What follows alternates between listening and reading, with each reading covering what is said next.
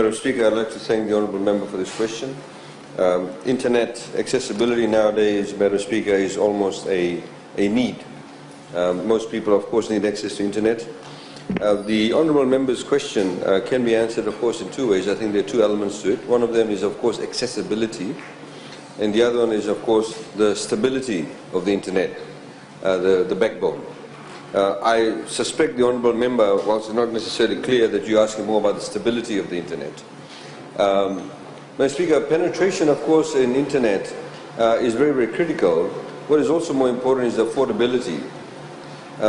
As we've said previously, Madam Speaker, the digital age, many people have hailed it to be the great equalizer, but of course it can be the greatest disequalizer.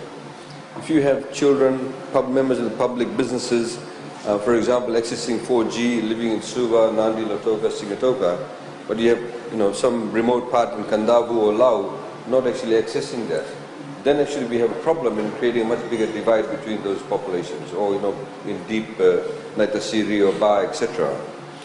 So its government's objective, first of all, was to ensure that we have accessibility to digital communications, including internet communication, including mobile communications, mobile phone communications, available everywhere.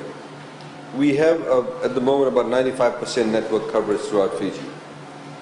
We've, of course, recently seen a lack of accessibility because of various damages to infrastructure, for example, Vodafone and Digicel and various other TFL sites. Now, a lot of them are actually very busy, maintaining that and putting them back up. So the issue is about accessibility, Madam Speaker, it's about affordability, and the other one is about the backbone of it. And the backbone means that we need to have the particular level of redundancy.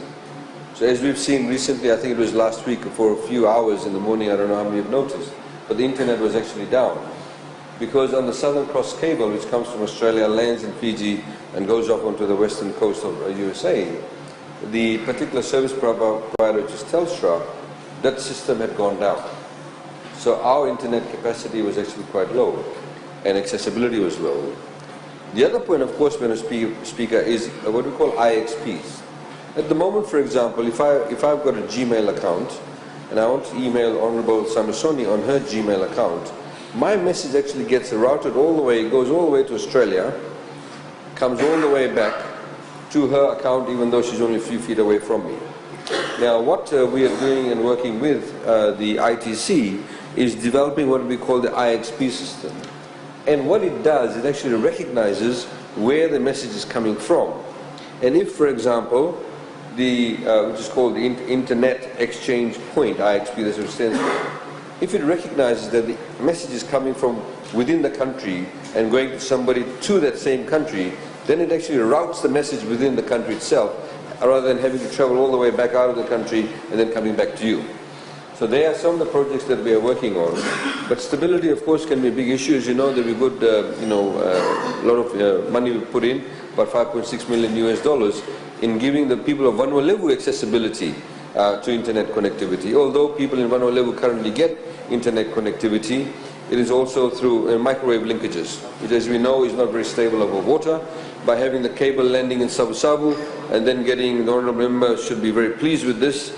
The speeds will, of course, increase by 100%, and indeed, the capacity will increase by 100%.